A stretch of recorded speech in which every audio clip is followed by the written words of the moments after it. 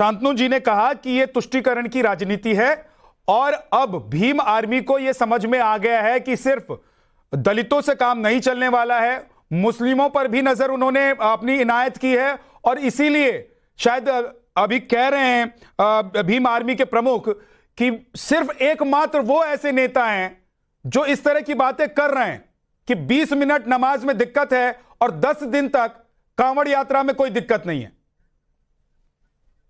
मेरे ख्याल से शांतनु गुप्ता के ऊपर कोई साया आ गया है आरएसएस और बीजेपी का, इसीलिए शांतनु जी मुद्दे से भटक के बाबा साहब भीमराव अंबेडकर तक चले।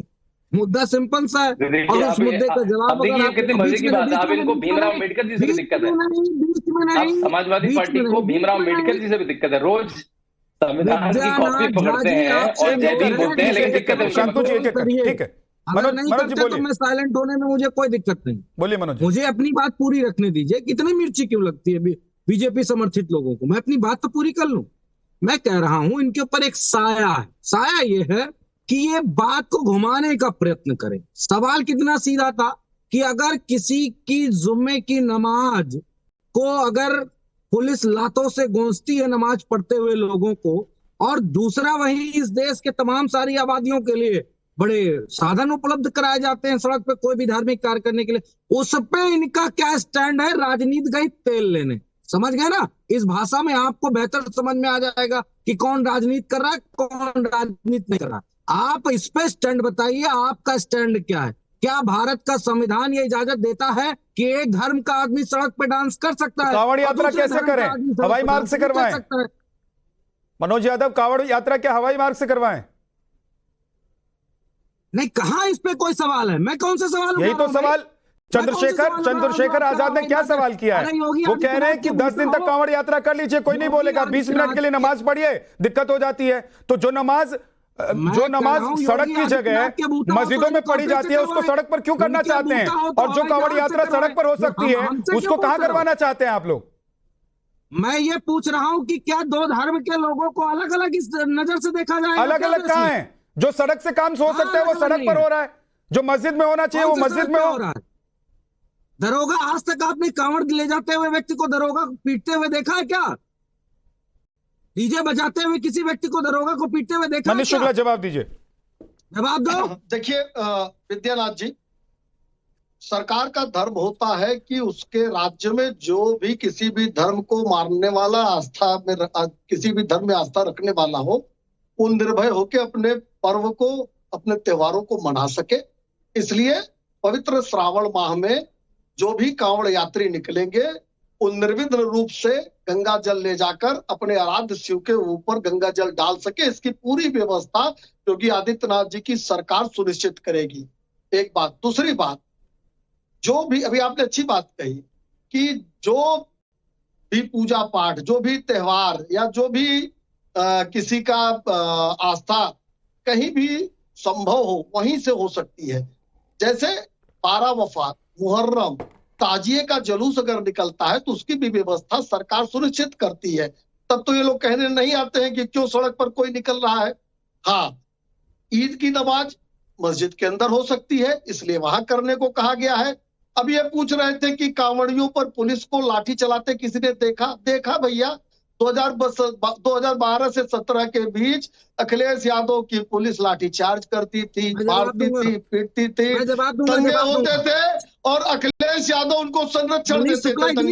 कहां से लाते हो आप? 12 से 17 के बीच कर लीजिए। डर लगता नहीं लगता? ईश्वर से डर लगता है कि नहीं? मनीष शुक्ला, भगवान से डरते हो कि नहीं डरते हो? हमला करते थे, भगवान से डरते हो कि नहीं डरते हो? होते थे। मेरा बताओ, डरते हो कि नहीं डरते हो भगवान से? ये पापी डर लगता है भगवान से कि नहीं? जो बैठ के कैसे डर लगेगा? तुम तो भगवान की भी छत को टपकाते हो, कैसे डराओगे भाई? हमने दिया है, कैसे डराओगे भगवान को? कैसे डरोगे भगवान से?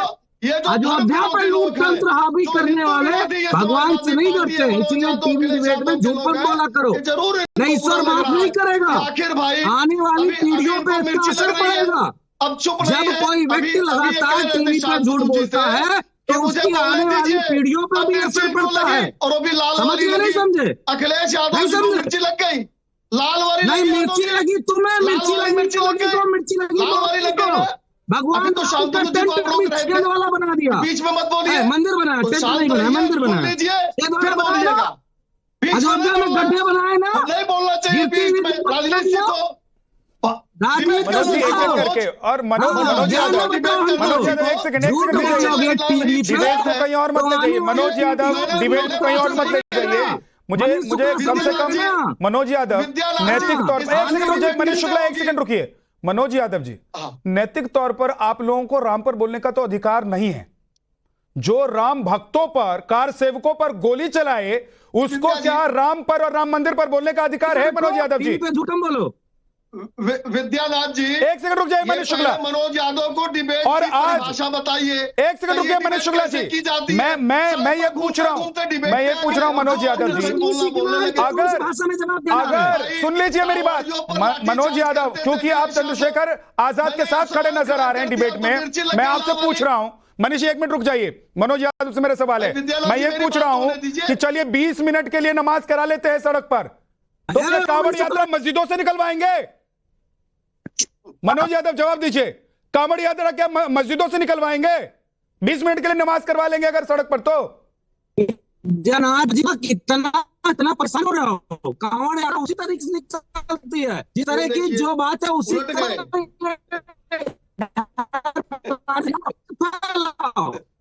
से कुछ नहीं होने वाला है।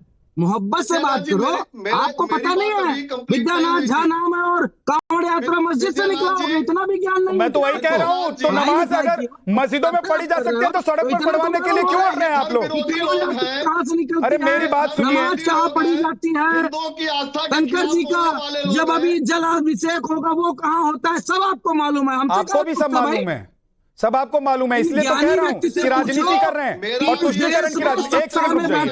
अब मनोज यादव यही तो मैं कह रहा हूं, अब आ गए आप मुद्दे पर, आप मुद्दे पर आ गए कि मालूम आपको भी सब कुछ है, चंद्रशेखर आजाद को भी सब कुछ मालूम है।